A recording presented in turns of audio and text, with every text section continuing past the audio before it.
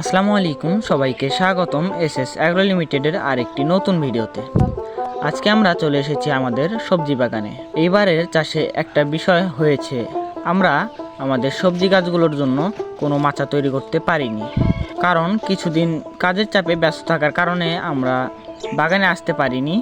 আর সেই ফাঁকে গাছগুলো অনেক বেশি বড় হয়ে গিয়েছিল, ফলে গাছগুলো একটার সঙ্গে আরেকটা এমনভাবে পেঁচিয়ে গেছে যে আলাদা করা কোনোভাবেই সম্ভব হয়নি। অনেক শসা গাছ, মিষ্টি কুমড়া গাছ সহ আরও কিছু গাছ আছে যেগুলো পেঁচিয়ে উঠেছে আমাদের পেঁপে গাছগুলোর গায়ে। আলহামদুলিল্লাহ, আমাদের কিছু পেঁপের গাছে ইতিমধ্যেই পেঁপে ধরতে শুরু করেছে, যা দেখে আমরা অনেক খুশি হই। তবে কিছু পেঁপে গাছে শুধু ফুল হচ্ছে কিন্তু ফল ধরছে না। এই বিষয়টা নিয়ে আমরা একটু চিন্তায় আছি। আপনাদের মধ্যে যদি কেউ এর সমাধান জানেন, কেন এমন হচ্ছে বা কি করলে এই সমস্যা দূর হতে পারে, তাহলে অবশ্যই কমেন্টে জানিয়ে যাবেন। আপনাদের পরামর্শ আমাদের জন্য অনেক মূল্যবান।